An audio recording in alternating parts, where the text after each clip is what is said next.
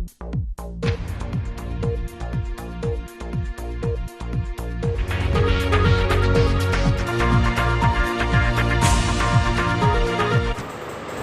प्रदेश की नेता प्रतिपक्ष डॉक्टर इंदिरा हृदयेश, जिनका कोविड का टेस्ट पॉजिटिव पाया गया, उनको हल्द्वानी में 2 दिन पहले भर्ती कराया गया। हल्द्वानी मेडिकल कॉलेज में जो व्यवस्थाएं थी इतनी खराब थी। डॉक्टर इंदिरा हृदयेश, जिनकी उम्र 75 प्लस है, जो इस राज्य की सबसे सीनियर मोस्ट पॉलिटिकल लीडर है, वहां पर उनके इलाज की उचित व्यवस्थाएं नहीं थी। उन्होंने सरकार से इसकी शिकायत करी।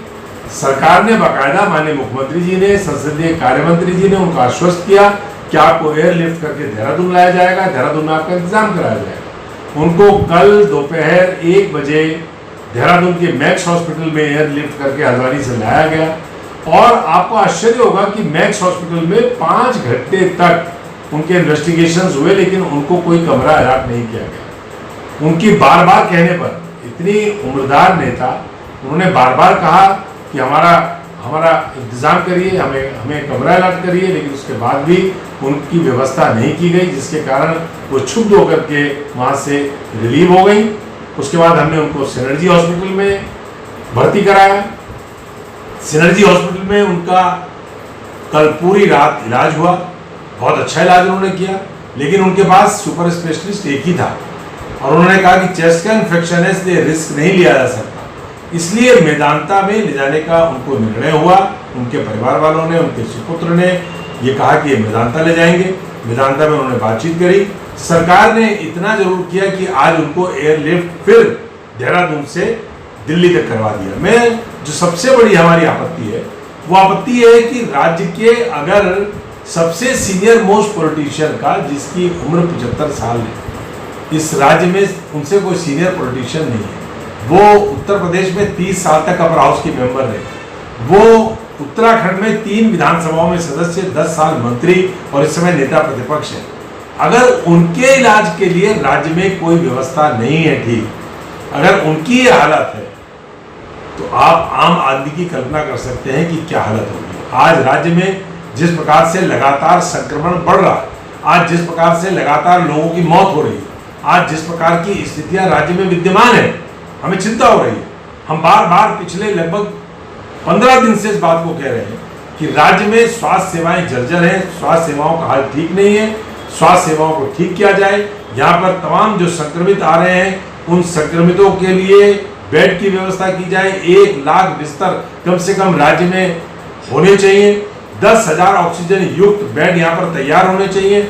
आईसीयू वेंटिलेटर होने चाहिए। लेकिन उसके बाद भी सरकार जिस प्रकार से सरेंडर मोड में खड़ी हुई है, उसकी पोल कल डॉक्टर इंदिरा हृदयेश के प्रकरण से खुल गई। पूरे प्रदेश को पता लग गया कि क्या हालत है। जब एक सबसे सीनियर मोस्ट पॉलिटिशियन, जो राज्य की नेता प्रतिपक्ष हो, उनसे बड़ा कोई नेता विपक्ष में नहीं होता, वो छाया मुख्यमंत्री होती है, लेकिन उनके साथ अगर इस प्रकार का व्यवहार हो रहा है, उनके लिए अगर कोई अस्पताल में बेड नहीं सुरक्षित है, तो पूरे प्रदेश के अंदर क्या स्थिति हो सकती है, इसकी कल्पना आप कर सकते हैं। 40,000 का आंकड़ा पार हो गया है, मरने वालों की संख्या 480 के करीब पहुंच गई है, लेकिन उसके बाद भी सरकार का जो रवैया है वो गैर जिम्मेदाराना है। मैं समझता हूं सरकार को समय रहते जाग जाना चाहिए, वरना स्थितियां और भयंकर होने वाली है। देखिए, राज्य की विधानसभा की नेता प्रतिपक्ष, कांग्रेस की senior leader, ex minister doctor Indira Hridayesh, जो कोरोना पॉजिटिव आई थी, जिनकी रिपोर्ट, उनको हल्द्वानी के मेडिकल कॉलेज में दाखिल किया गया था, लेकिन वहाँ पर व्यवस्थाएं इतनी लचर थी, क्योंकि उनकी एज इतनी ज़्यादा है, 70 प्लस हैं, और चेस्ट में इन्फेक्शन था, निमोनिया था, उनको देहरादून शिफ्ट किया गया।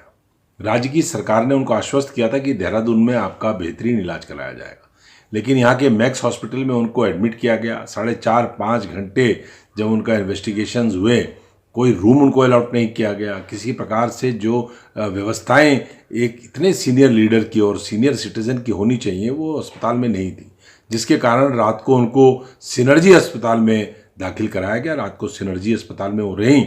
अब दिल्ली हमारी बातचीत चल रही है, दिल्ली में उनको एडमिट करने की बात चल रही है क्योंकि चेस्ट में इन्फेक्शन है और उनको बेहतरीन इलाज चाहिए, इसलिए दिल्ली उनको भेजा जाएगा। लेकिन राज्य में चाहे सरकारी अस्पताल हों चाहे निजी अस्पताल हों, हम शुरू से कह रहे हैं कि व्यवस्थाएं बहुत लचर हैं। जिस प्रकार से संक्रमण लगातार बढ़ रहा है, जिस प्रकार से लोगों की मृत्यु हो रही है, मैं समझता हूं कि राज्य में व्यवस्थाएं उतनी दुरुस्त नहीं है जितनी होनी चाहिए थी। गरीब आदमी कहाँ जाएगा?